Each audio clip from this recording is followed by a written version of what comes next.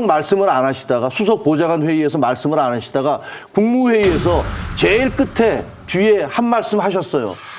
김부겸 총리와 서욱 국방장관은 잇따라 대국민 사과를 했고 군 통수권자인 문재인 대통령은 청해부대원의 조속한 회복을 당부하면서 군의 대응을 지적했습니다. 국민의 눈에는 부족하고 안이하게 대처했다는 지적을 면하기 어렵습니다.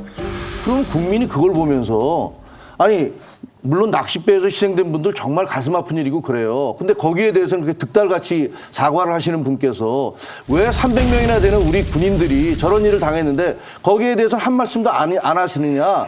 국군 통수권자는 대통령이십니다. 그래서 결과적으로 군이 안이했다라고 하는 것은 대통령께서 스스로 겸허히 이 문제를 받아들이고 있다는 표시 아니겠습니까? 저희는 이미 대통령께서 그런 마음으로 국민께 사과드리는 마음으로 임하고 계시다. 이런 가운데 문재인 대통령은 최초 확진 판정이 나온 지 8일 만에 내놓은 SNS 글을 통해 세심하게 살피지 못했다며 가족에게도 송구한 마음이라고 사과했습니다. 사실 이제 미국이나 영국을 비롯해서 뭐 이스라엘도 그렇고 러시아도 그렇고 많은 나라들이 대부분이 이제 군인들을 우선 접종 대상으로 이제 선정해서 하고 있습니다. 그 이유는 두 가지거든요.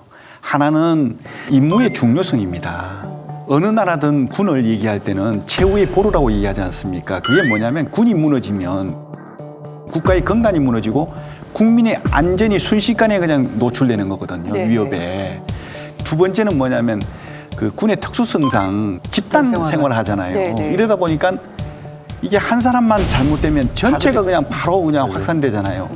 지금 우리 청해부대와 같은 그런 상황이 생기는 거 아닙니까? 그렇게 되면 군 부대가 한 서너 개만 그렇게 돼버리면 와해돼 버립니다. 그래서 이제 이걸 우선적으로 하는 것인데 이번에 이제 그 청해부대가 제외된 것 이건 굉장히 참 어처구니 없는 일이다 저는. 어떤 이유로도 변명할 수 없는, 있을 수 없는 일이 일어났다. 저는 이렇게 생각합니다. 장군님 혹시 사실 일반인들이 의심하기에는 현재 정부가 기본적으로 우리 군을 너무 우습게 여기거나 군의 가치에 대해서 평가 저하를 하고 있는 거 아니냐. 예를 들면 천안함 사태가 났을 때도 천안함의 희생자들에 대해서도 그분들에 대한 처우랄까 그리고 그분들에 대한 어떤 그분들의 희생을 기리는 것이랄까 이런 것들을 보면 과연 이게 우리 정부는 군을 어떻게 생각하고 있는가 이런 부분에 대해서 의구심이 생기는데 이런 사태가 계속 발생을 하잖아요. 그러니까 근본적으로 도대체 우리 정부의 대군관은 뭐냐. 우리 정부는 군을 어떻게 생각하느냐. 자기를 지켜주는 사람들을. 그리고 우리의 아들, 딸들이 가서 나라를 지키고 있는데 그들에 대해서 어떻게 생각하느냐. 이 부분에 대해서 의문이 가거든요. 지금 제가 만약에 지금 현장의 기자라면 질문하고 싶어요. 국군 통수권자가 누구십니까? 당신 아니십니까?